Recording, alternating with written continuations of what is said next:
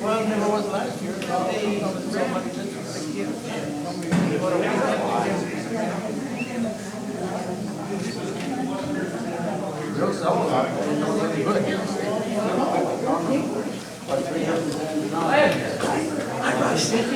Russell will grab some lunch before the program gets started.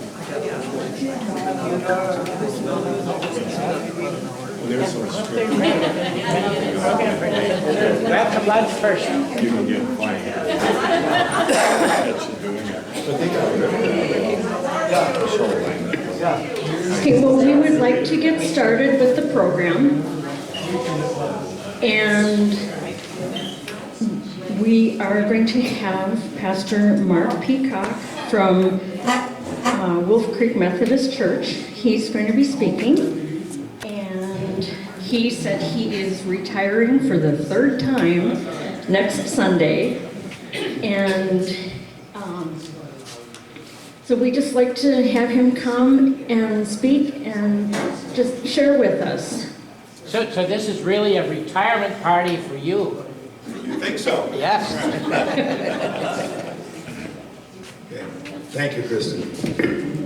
Before we start, how about joining me in singing a happy anniversary to Lyle and Marlene Young, 68 years today. Happy anniversary to you. Happy anniversary to you. Happy anniversary, Lyle and Marlene. Happy anniversary to you. Yay, all right.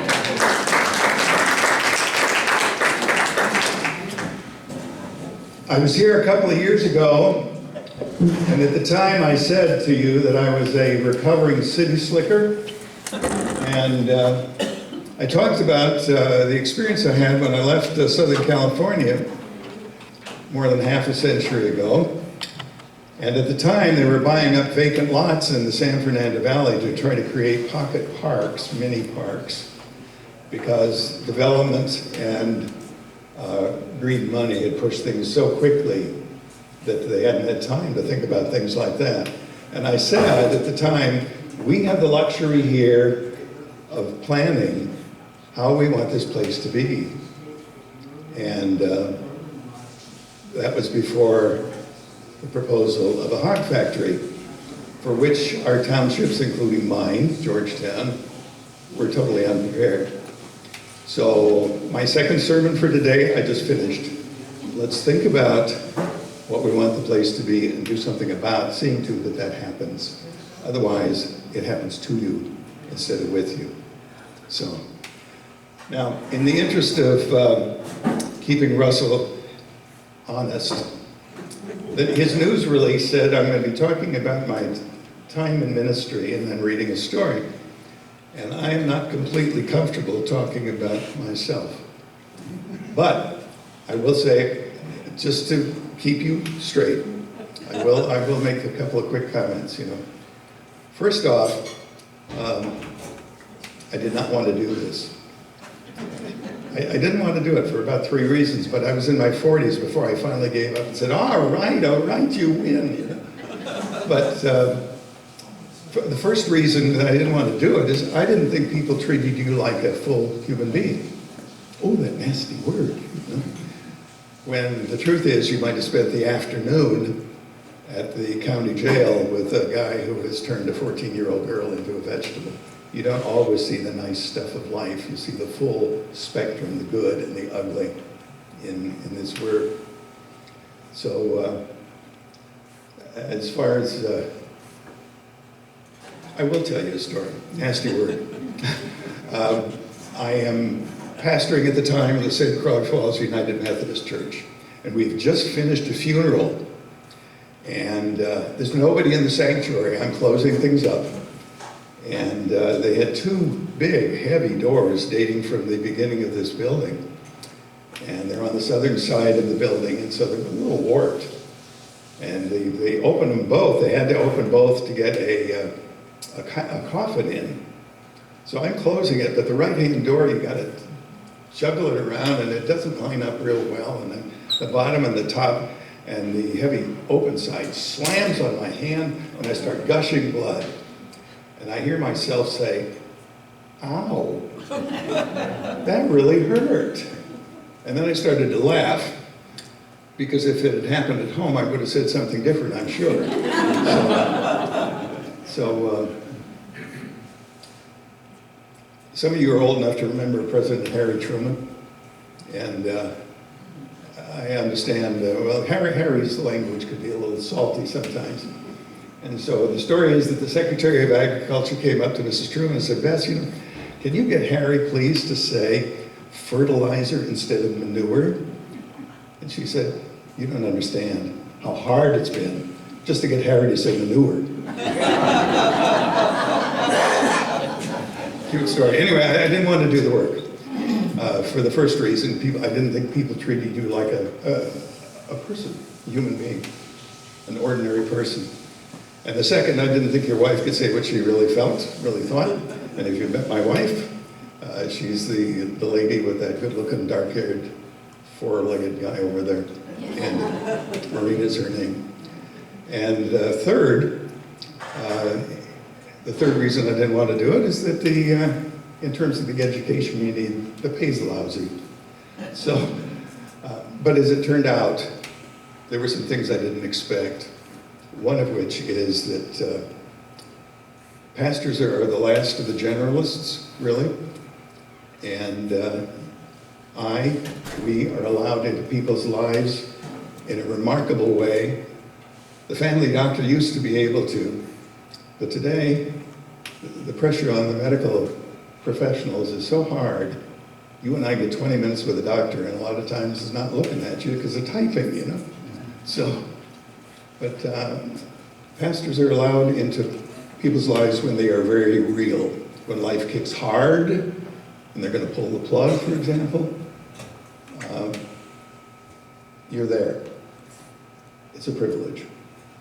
And then if things are good and people are celebrating like a wedding, you're there, and, it's good.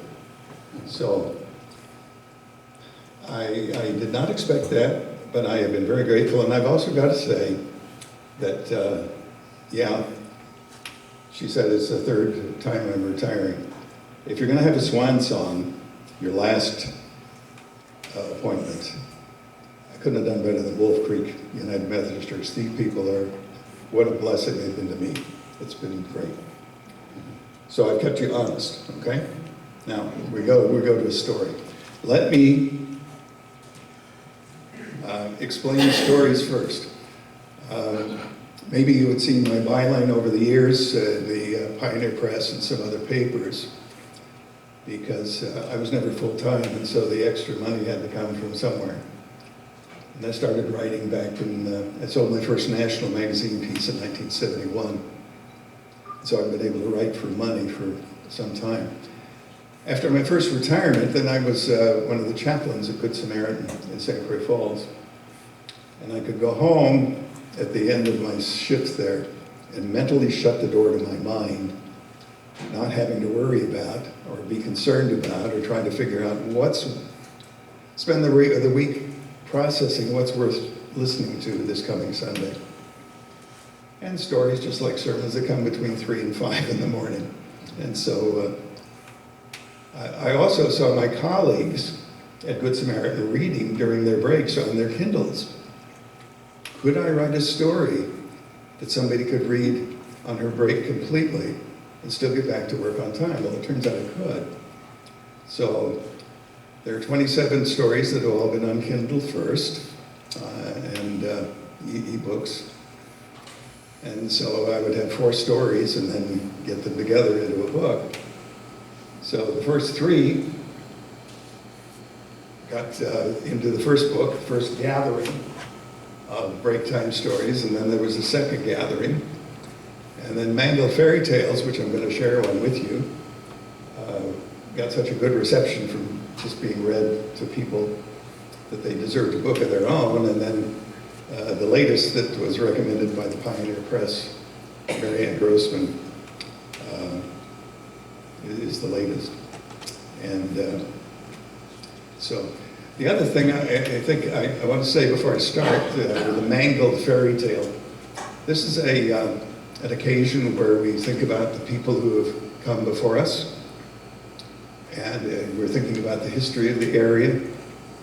And someday, you and I will be history, sooner or later. I vote for later, I don't know about you. But that can be a real downer for some people, the idea that sooner or later, you and I are going to be somebody else's history. So maybe we need something to chuckle about. How about Snow Job and the Four Dwarfs?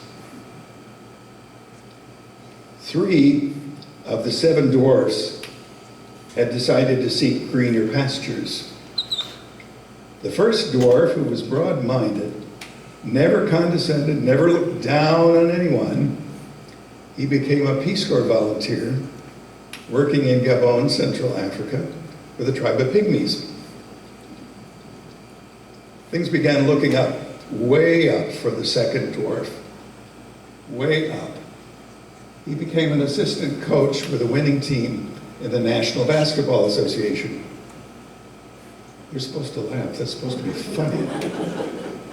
The third dwarf enlisted in the military, and he found duty in Guantanamo reading poetry 4 hours a day, daily, to the impeached former president of the United States. And that, who did I just insult? All right. So that left 4 dwarfs that were quite happy around a card table playing everything from poker to Old Maid.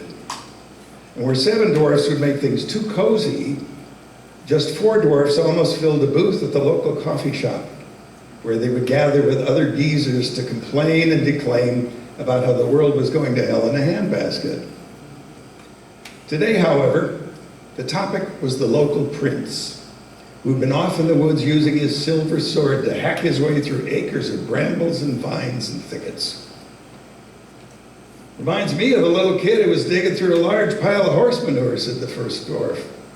He figured that with all that horse dung there had to be a pony in there somewhere. But it wasn't a pony the young prince sought. He figured that with so much growth to hack through, there had to be a princess at the end of his quest. And when I find her, he thought, the first thing I'm going to do is take up this mess with the Forestry Service and the Bureau of Land Management. It's a gigantic fire hazard, the whole thing. It could erupt into a holocaust, cause all kinds of damage. I'll talk with them as soon as the government ends its shutdown, and there's someone around I can talk with. And so the prince hacked away, swinging his silver sword right and left, and stopping to rest occasionally and looking back to see how far he'd come. It was slow going. But at last, his sword broke through the undergrowth, and he found himself in a clearing. There was a decrepit hut in the clearing, with moss on its roof shingles, spider webs hanging from its soffits, windows in need of caulk, and a bucket of water by the door for the animals that had been watching the prince's slow progress through the forest's thickets. And there, in the clearing, on her back with her eyes closed, lying on a bed of willow branches padded with moss, lay the most gorgeous creature the prince had ever seen. She wore a sky blue gown with a plunging neckline and had a gold belt around an impossibly narrow waist. Her feet boasted black patent leather slippers, and her dark hair framed a heart-shaped face of ivory skin. Her eyelashes were so long that when they were batted, they could have created a draft, even in a room this size. Her ruby lips invited discovery. The prince sheathed his sword, and he circled the beautiful maiden, and he figured she had to be a princess. No one else could have boasted the physical qualities he saw in front of him, so his quest had not been in vain. But now what? He touched her shoulder. No response. His princess still slept. Gently, he shook her shoulder. Still, no response. If I tickle her feet, he thought, but he wiggled her foot instead. No response. His princess still slept. Hello, he said. Nothing. Hello, he said in a louder voice. Nothing. And then it dawned on him what was needed was a kiss, just like in the fairy tales his mother had read to him when he was a child. This'll be easy, he thought, as he bent over her solemn form. But as he lowered his face to hers, the hilt of his sword jabbed him in the ribs. Damn, I forgot, he said aloud. These days you have to ask permission. But how to ask when the recipient of a future kiss was so fast asleep she couldn't assent? Nothing the prince had done so far had caused the princess even to stir. Casting around him, the prince thought there might be something that would make a very loud noise so as his princess would awake, but he found nothing. But then he saw the water bucket. He strode to the shack. He picked up the wildlife's water bucket and he brought it to the princess's bedside. And he dumped the entire bucket full on her head. In addition to waking up the sleeping princess, the water swept her eyelashes to the ground. Pale skin dribbled onto her dark hair down onto the bed. And those ruby lips remained, but now against her skin, the Botox job was obvious. Who are you and what the hell do you think you're doing? She demanded. I was just trying to wake you up, he responded, more than a bit startled. Well, you did a great job, she said. And what was your need to wake me up, may I ask? That's how it's supposed to turn out, he said. Besides, I worked hard for weeks just to get here and find you. Warily, she eyed the prince. Are you delivering a subpoena, she asked. A what?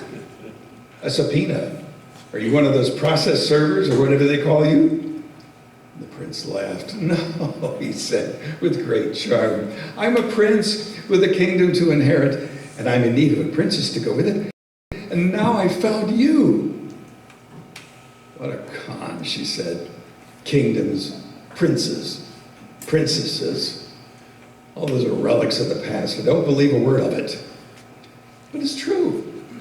I really am a prince. Look, I'll prove it. Here's my singing sword. He took his sword from its scabbard and handed it to her. It's dull, she said. Of course it's dull. I've been hacking away with it for weeks now just to get to you, so of course it's dull. Show me an ID. The prince looks perplexed. Tunics and tights have no pockets, and princes have no wallets. They always borrow what they need from their servants, their footmen, or their butlers. He took back his sword. I can't show you an ID, he said. I don't need one. Everyone in the kingdom knows me. All I have to do is wave back. She gave the prince a once up and down. He did look like he could be a prince. Let's go in the house, she said. I need a mirror. Why don't we go to your castle, he proposed. There is no castle. This is my refuge, my getaway. Flummoxed, the prince trailed her into the miserable hut. She found a mirror and stood aghast. Look what you've done, she said. The prince didn't know what to say. I need to do some repair work, declared his princess, and she disappeared through a heavy and creaking wooden door. You're new around here? Croaked a voice from the shadows of the far side of the room. In the dim light, the prince could make out a small form. As he began to move into the light, the prince saw an old crone that continued to speak. She's right about no castle, said the crone. She's no princess either, but this is her getaway, just as she said. Here, she can be treated as if she were a princess. And for that matter, as a young man, it's good for you to know this. Every woman at heart wants to be treated like a princess. So this is like some sort of a spa, said the prince. Oh, you could say that, she said. Here she gets the royal treatment. A massage, sunbathing, a chance to get out of those pantsuit and to dress up and eat organic food and to escape from fluorescent lighting and a corner office. She didn't have a chance to tell you. She's the owner and CEO of the major gold mining company in this area. So her days are spent meeting with legislators and regulators and environmental groups, and even with the miners. Lots of pressure. That's why she takes a break here. And you, said the prince. The crone shrugged. I'm just here. And then changing the subject back to the not princess, she continued. As I said, she deals with a lot. And they're all ungrateful, declared the princess, who returned to the room after managing to reinstall her false eyelashes and remake her face. A bunch of ignoramuses, especially those environmentalists. As for the miners, they're a bunch of ingrates. I talk until I'm blue in the face about the benefits I bring to everyone. Jobs. I'll say it again. Jobs. Jobs. For every dollar those lousy miners earn, 7 more are generated into the local economy. And someday, we will go back to the gold standard, and everyone around here will be rich. Did you hear me say? Rich, I said. Well, who would object to that, said the prince. Yes, who? Those regulators, politicians, those environmentalists. They don't understand how much better my plan will be than the way gold has always been mined. No more tunneling. To do that economically, you need narrow tunnels. And for narrow tunnels, you need dwarfs. And these days, dwarfs are hard to find. They've been a shrinking commodity ever since the Wizard of Oz. So my plan is to change the entire industry of gold mining. Instead of tunneling into the mountain, I'll just level it. And that's biblical. The prophet Isaiah said, every valley shall be filled, every mountain and hill shall be made low. So even the conservative evangelicals around here ought to be happy about my plan. But no, it has to be a big fight. All I'm asking for are fewer regulations, some tax relief, and to be exempt from the fund to treat gold lung disease. And in return, I'll bring jobs to this region. I'll bring, did you hear me? I said jobs, J-O-B-S, jobs. And if you really are a prince, you ought to have some influence around here. The prince didn't know quite what to say. Jobs was not something he could relate to. So, no more dwarfs, he said. Ingrates, she said, they all quit and they went to town. Without them and with small tunnels, I really need to make those changes I was talking about.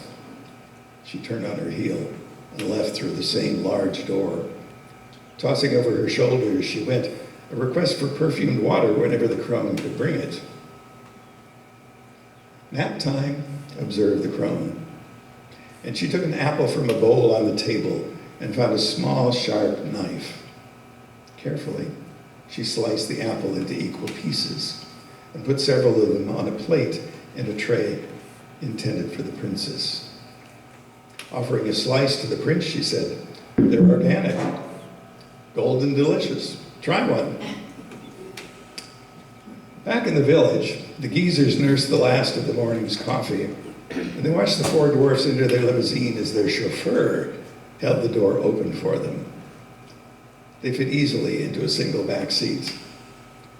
They can't be called dwarfs anymore.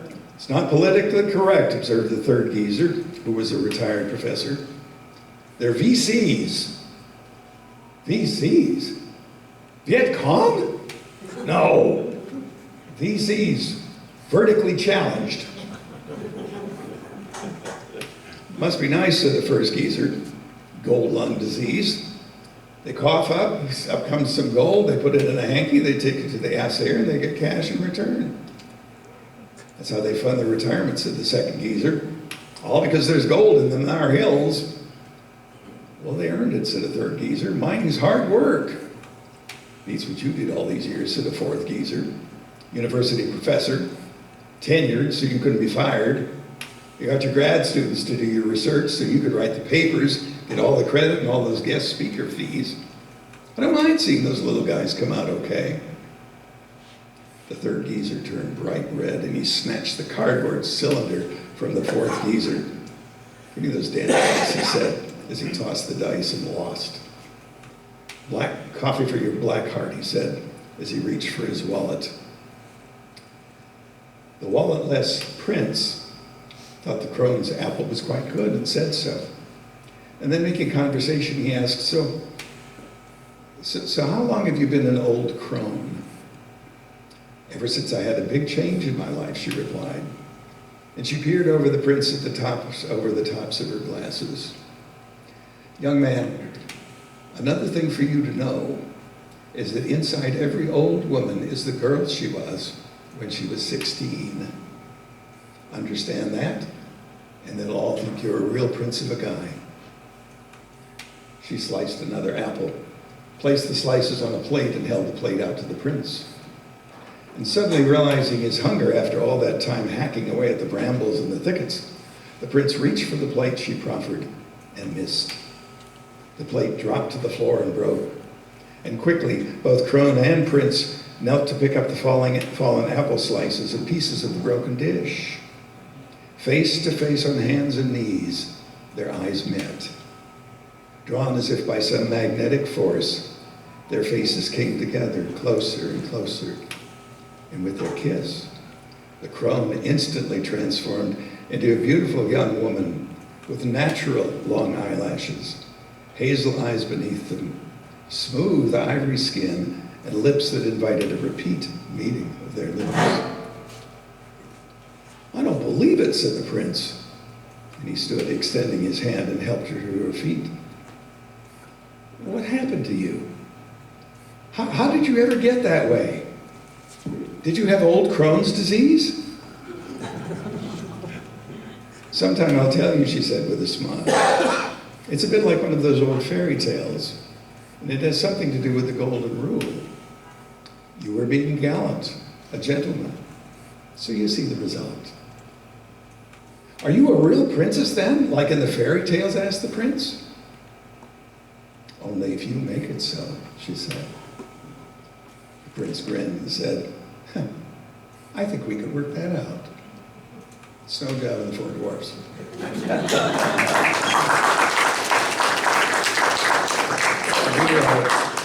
Just real quick. The four books are, you find them at Kenneth Larson in downtown Lufkin. If you haven't been into that shop, it's a destination shop. Really nice, high quality stuff. Also at Bowman Collective in downtown Ameren. The Polk County Information Center has all four of the books. Pure and Simple on Highway 8 has the Mangled Fairy Tales, which I just shared one for you. And the pharmacy gift shops at St Croix Health have the Mangled Fairy Tales too. So, and Wendell can vouch for these. I think you've read them all. Yeah. Yeah, it's actually a great book. It's really entertaining. It really is. Our in-laws, who were really close to it, I think I mentioned it to you. I gave him the book of Mangled Fairy Tales, and he's kind of a curmudgeon. I mean, he's real cynical about everything, and he loved that book. So that says a lot. We'll take the testimonial. I'll pay you later.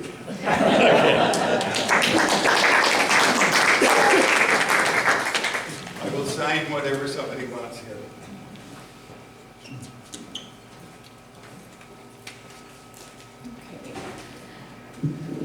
But I would sing a song, How Great Thou Art, because that is such an incredible song, and we need to let the Lord know every day, every minute, that we know who He is and what He has done for us.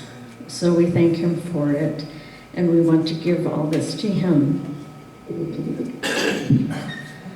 Oh Lord my God, when I in awesome wonder consider all the worlds thy hands have made, I see the stars, I hear the rolling thunder, thy power throughout the universe displayed. Then sings my soul, thou great for God to thee. How great thou art, how great Then sings my soul, my Savior God, to thee. How great thou art, how great thou art. And when I think that God his Son not sparing sent him to die, I scarce can take it in, that on the cross my burden gladly bearing, he bled and died to take away my sin. Then sings my soul, my Savior God, to thee. How great thou art, how great thou art. Then sings my soul, my Savior God, to thee. How great thou art, how great thou art. When Christ shall come with shout of acclamation and take me home, what joy shall fill my heart. Then I shall bow in humble adoration and there proclaim, my God, how great thou art. Then sings my soul, my Savior God, to thee. How great thou art, how great thou art. Then sings my soul, my Savior God, to thee. How great thou art, how great thou art. Let's sing that together. Then sings my soul, my Savior God, to thee. How great thou art, how great thou art. Then sings my soul, my Savior God, to thee. How great thou art, how great thou art. Thank you for singing.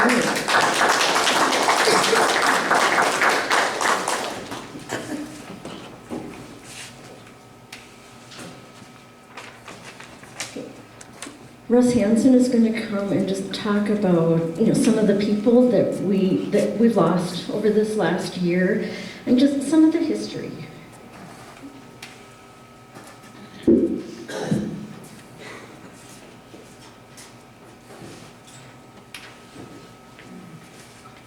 On the table over here are some early Old Settlers Picnic information, including some of the minutes from the early years. It started in '39, I think, and but we start with our minute books and a little bit newer than that. And I was looking through this. Let's see if this is the right book. Okay, one of the 1942 entries is Mr. and Mrs.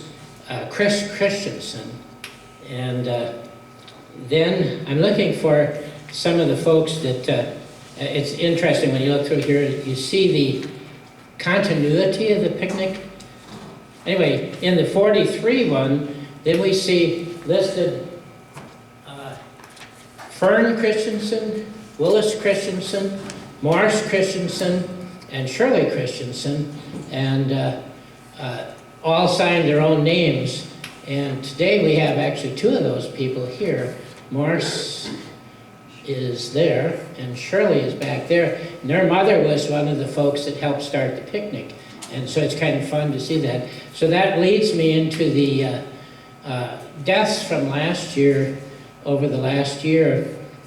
Morris and Shirley's older brother and sister, Willis Christensen and Fern Christensen Darmody, passed away. Two of the family that came. And I remember Willis and Morris particularly when our family when I was old enough to get involved in this.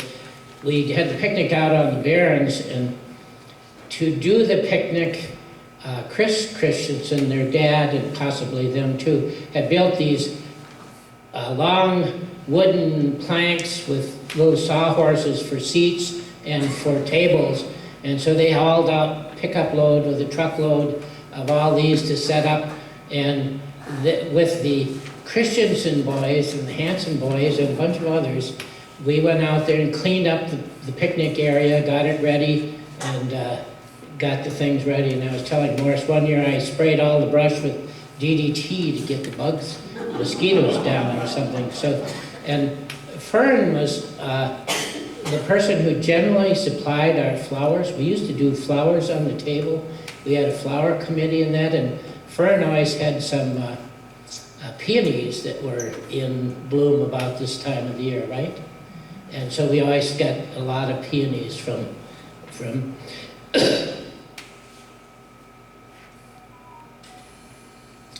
Okay, we now move into the Swenson family. Darrell Swenson, and those of you who can claim a relationship to Darrell, why don't you raise your hand?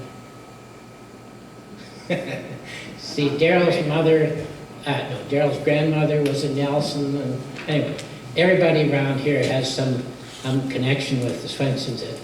Is Faye there now? Faye Swenson? Okay, so we have two Swensons with the Swenson name right here, right? Yeah, so Darrell was your cousin and brother. Okay.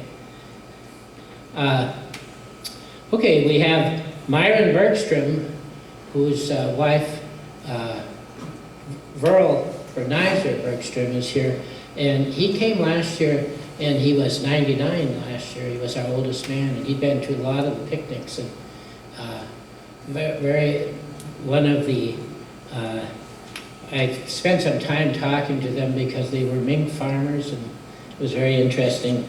As their daughter over there, Judy, can tell us. George Williamson is also of a family who had volunteered. His parents were involved in the picnic for generations, and George's mother was one of those Nelsons of the large family, Nelsons, and his brother Maynard is here. And I believe Maynard and Carol might be the two left in that family. Jim Orr passed away just recently, and the Orrs had been a long time participants in the picnic. Veda followed it, and Hugh, and from as long as I can remember, and when it was moved here even, and she's represented here by two, if I can find you, Cheryl, and, okay, Veda, okay, get this, Jim Orr's brother, Jim Orr had two sisters, Janet, who had Kristen, and Cheryl, over there at the table. So those are, Jim was their uncle. What's left, it was Janet, Jim, and Millicent. Now, see, I'm supposed to remember all these because I played with them when I was kids. But anyway, so Jim passed away at about 85, I guess. Then we have Darlene Lehman. Now, I didn't know her too well. I knew her, the Lehman family. They live just out of Cushing here. That's Gordy Lehman's wife, and she had had cancer for several years. Then we have two that were too young to pass away, I think, Rick David Saver and Dave Marquardt. They were, David Savers came from the family out on the edge of the Barrens, incidentally where the Marquardts live now. Both were involved in the fire department here and in a lot of activities and that, and they were still active, quite active in their things, unlike some of us who've passed on to being useful. Phil Harris passed away, and he was one of the last of the folks that grew up out on the Barrens and lived out there and related to the Swensons and probably everybody else too. And his wife, Sharon's here, and he was always fun because my mom grew up some of the time out on the Barrens, and as did Betty back here, who was a Bennett. And so talking to Phil was a little bit of an insight in what it was like growing up and living out on the Barrens.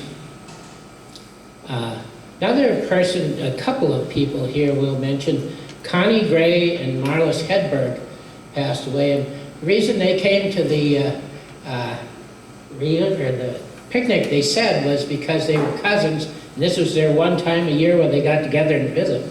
And Connie didn't make it last year. She was 99 when she passed away. Marlis was, I believe, 90 or 91 and passed away more recently. But they were interesting people. Connie would tell us about, she worked in the World War II in the defense industry as one of these riveter Rosie types that worked in factories. And Marlis and her husband Leroy were longtime attendees to the picnic here. So now I went through the names I could think of. So who did I miss? Did I miss some of you, some of the relatives or things, that persons that... It's kind of difficult because we have a list of about 12 people here that have been regularly coming that we lost last year. So anyway, that finishes recognition of the folks that came. The picnic has been going on, as we said, since 1938 or 9. I have to look that up again. 39 was it? Okay. And over those years, if you look in these books, a lot of our relatives, for those of us who lived in the area, have been involved in it, and we can see all the names in our grandparents or great-grandparents. So now I'm going to switch here. This portion of the program was sponsored by the Sterling, Eureka, and Lake Town Historical Society, where my wife Margot back there is taking memberships this year. This organization used to have its own separate committee, but that kind of disappeared, and so it's sponsored by the Historical Society, which has a museum upstairs, and it's open every Monday. And so we appreciate your support of the History Society supports this picnic too. And the History Society's got a couple of things coming up, might be of interest. At the county fair, we're doing a reunion of folks who went to the Polk County Teachers College. So if you were a normal school, Poco Tico, whatever, graduate or student, Thursday afternoon of the fair, we will be having a little bit of a mini informal reunion for former graduates, plus a bunch of displays of the normal school. Lasted from opened in 1905 in St Croix Falls, closed in 1971 in Frederick, and my older brother Marvin went there because it cost him $100 a year to get a year of college at the county level, versus about 10 times that if he'd have gone to like River Falls or Superior. So it's a pretty good deal while it lasted. The other thing that's coming up in August is Cushing Fun Days, and actually Saturday of that, where they have the racing down the main street of Cushing, and it's pretty exciting. And then Soapbox Derby racing. And our museum upstairs is going to sponsor a display on the Cushing Tigers baseball team. So we're gonna get out all the Pushing Tigers trophies and scrapbooks like I have over here, and we're gonna try to get some real live Pushing Tigers out. They closed their team something like 1971 or something like that. The other sponsor of this program is the Wolf Creek Cemetery, where people are dying to get in.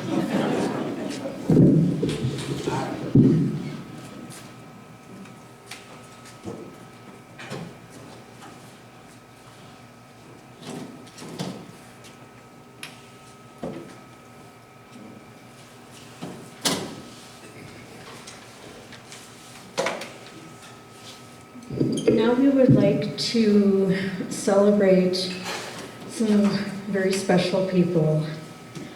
We have the oldest man in attendance is Lyle Young.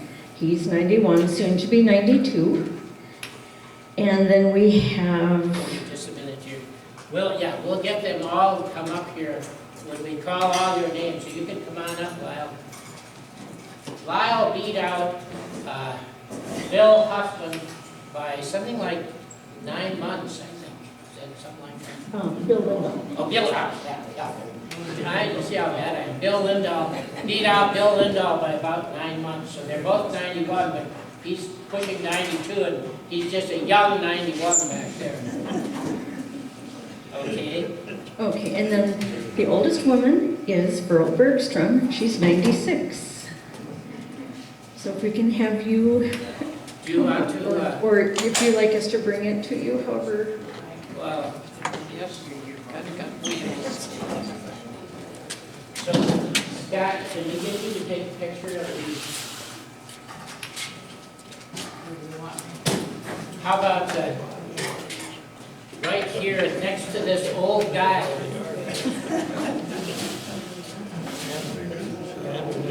Yeah. So, and did we say how old she was? Yeah, Oh, 96? Yes, 96. And then also the longest married couple is Lyle and Marlene Jan at 68 years. So Marlene, if you could come up too, we'd like to get a picture of you and Lyle. And I think these people deserve a round of applause.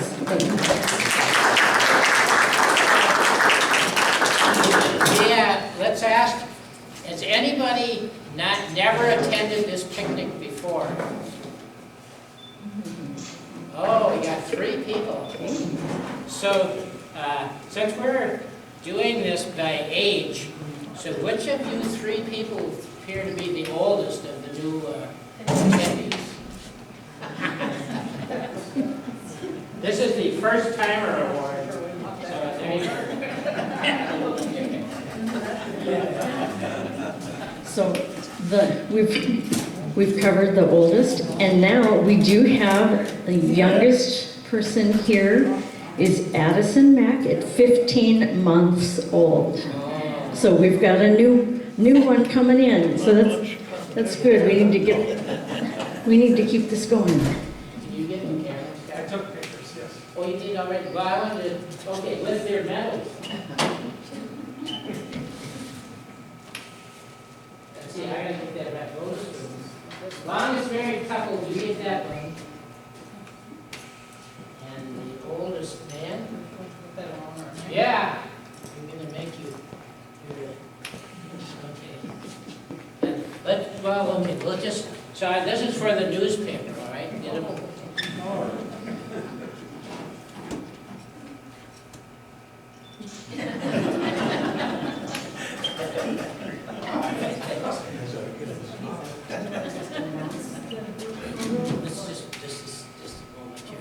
One of the things we always try to do is a photo of everybody 80 or over, and so we have to have them lined up. So I'm thinking this is a good start here, but before we do that, yes? I was going to say, before you do that, you want to do the closing remarks and so forth. Yeah, we've got Yeah, that. let's do that. So I guess we probably should let you guys sit down, but we don't know how windy Kristen might be, right?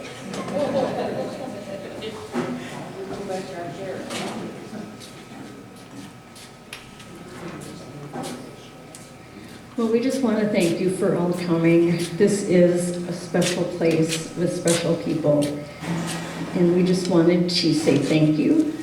And also, it is such a privilege to be able to say that, like my sister and I, we come from people who helped settle this area, and we find pride in that. It is so nice to know who you come from, where you come from, and your lineage.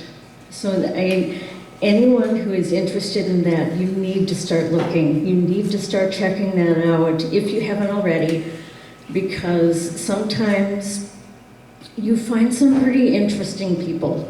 Like there's the taller of the photos. There's the 3 photos. The tallest one is Dr. Samuel Deneen. And he and his wife, she was born in 1800, and he was born in 1801. He died in 1890, and she died in 1891. And he was a doctor, and he was also a cabinet maker, and he was a lay preacher. So he could bring you into the world, he could take care of you, he could do your service, and he could bury you.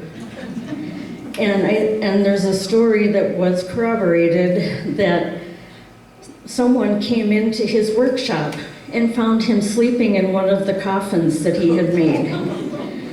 And I thought, wow, that's the stock I come from. So, but we would like to sing together, "My Country 'Tis of Thee." Shirley, did you want to start that, or okay. My country 'tis of thee, sweet land of liberty, of thee I sing. Land where my fathers died, land of the pilgrim's pride, from every mountainside, let freedom ring. Thank you very much. We do also want to thank those that have supported us, and also the Cushing Community Center opening this up for us yet again to have our picnic. And that has come in very much in hand because of like rain and how we had to kind of shelter ourselves before. So we do really appreciate having this room to use. And everyone on the committee, the Sterling Settlers Committee, could you stand?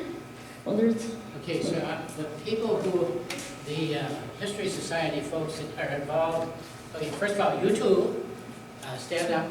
Shirley, who am I looking here for? Carol Mitchell, where's Maxine and Wendell? Hoffman, Hubble, I should say. Okay.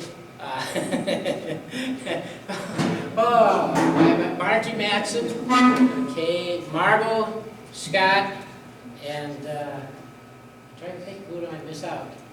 These are all the people who help behind the scenes and who are all going to stay and help clean up, right? thank you very much.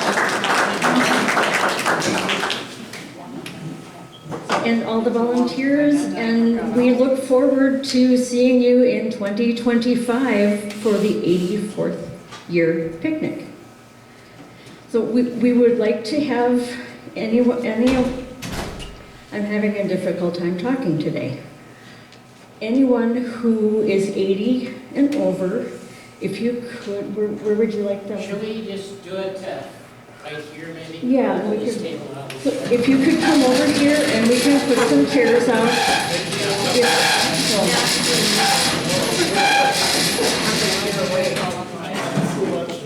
And those of you who are not keying in, I don't either, but I go got. ahead and have seconds.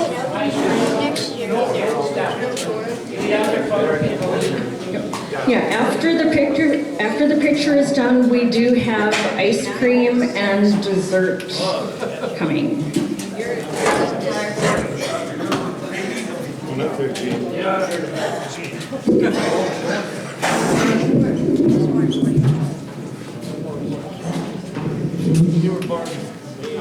Hey, you're almost there. That was a joke.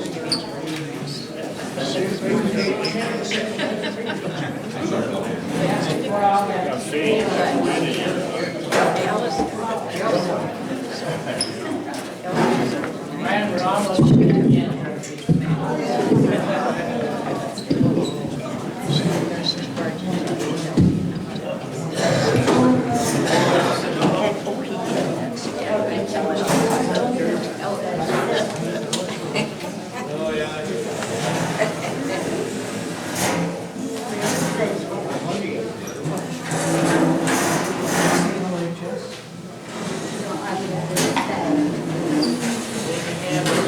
Have a seat.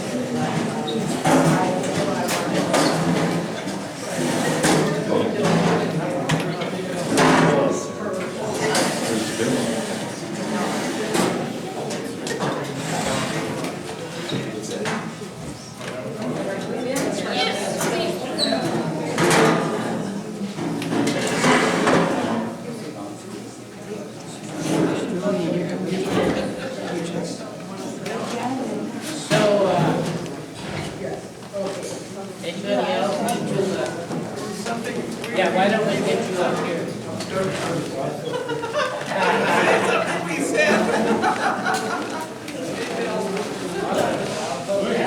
All right, so now, let's see if I can get you all in the frames here.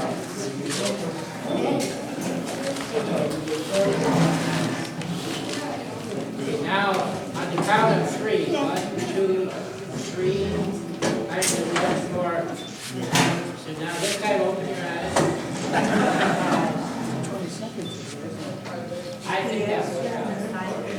Thank you all. Thank you for being They're, young folks are getting the ice cream. Put them out with water.